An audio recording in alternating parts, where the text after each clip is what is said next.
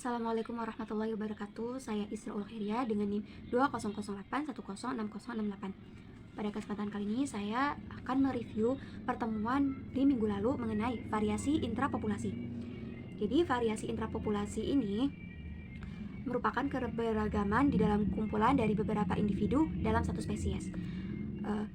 Kata yang tidak asing di dalam variasi intrapopulasi ini yaitu fena atau fenotip atau morfologi, di mana menunjukkan perbedaan bentuk yang tampak dari luar, ukuran fenotip yang terjadi dalam satu populasi.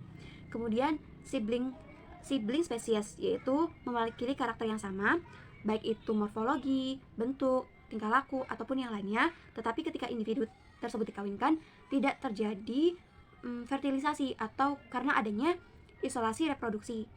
Kemudian yang kedua yaitu gen pool, yaitu kumpulan semua alel unik pada satu spesies atau populasi. Kemudian gynandromorphs, yaitu organisme yang memiliki dua kelamin, baik itu jantan dan betina.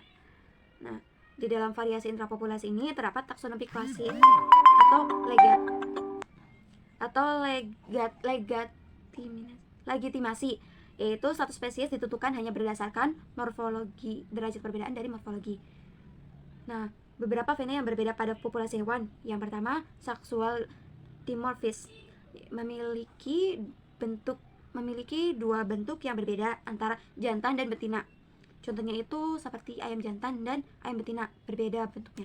Kemudian variasi umur, contohnya itu katak. Jadi saat katak itu larva, bentuknya itu atau hidupnya di air. Tapi kalau sudah dewasa, bentuknya itu berbeda dari si larva, dan hidupnya itu dominan di darat. Kemudian variasi musiman, contohnya itu serigala salju. Jadi pada saat salju warnanya itu putih, sedangkan pas kemarau warnanya itu berubah menjadi warna coklat. Pertimbangan lain selain kemiripan, yang pertama perbedaan genotip, yang kedua reproduksi seksual.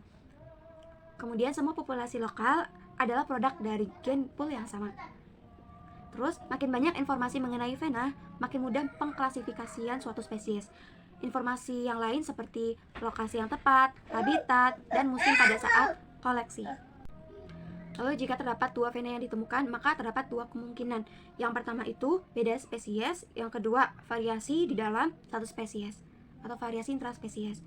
Nah, penyeleksi spesimen dari satu lokasi terdapat empat kemungkinan.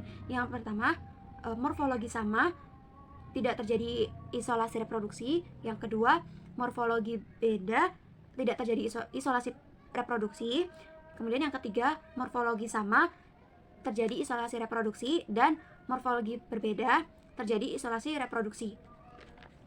Kemudian di dalam variasi intrapopulasi ini terdapat dua variasi. Yang pertama variasi non genetik, yang pertama variasi non genetik, yang kedua variasi genetik. Jadi variasi non genetik itu mencakup variasi individu menurut umur. Contohnya tadi seperti katak atau hewan lainnya seperti nyamuk.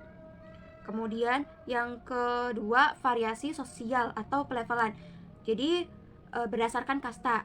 Jadi dalam satu spesies itu ada berbeda-beda bentuk. Contohnya itu semut. Ada semut ratu bentuknya seperti ini, sedangkan semut kerja bentuknya lebih kecil gitu. Kemudian ada variasi ekologi yang mencakup iklim, kemudian habitat, insang, dan kepadatan.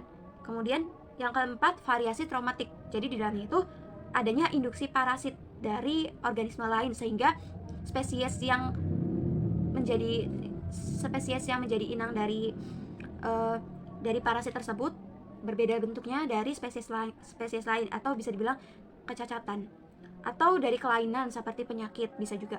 Lalu variasi genetik yang meliputi yang pertama dimorfisme seksual, yang kedua generasi yang berbeda secara reproduksi, dan yang ketiga itu variasi genetik ordinary atau biasa. Kemudian contoh spesies yang saya ambil dari materi ini yaitu burung darah atau burung merpati dengan klasifikasi yaitu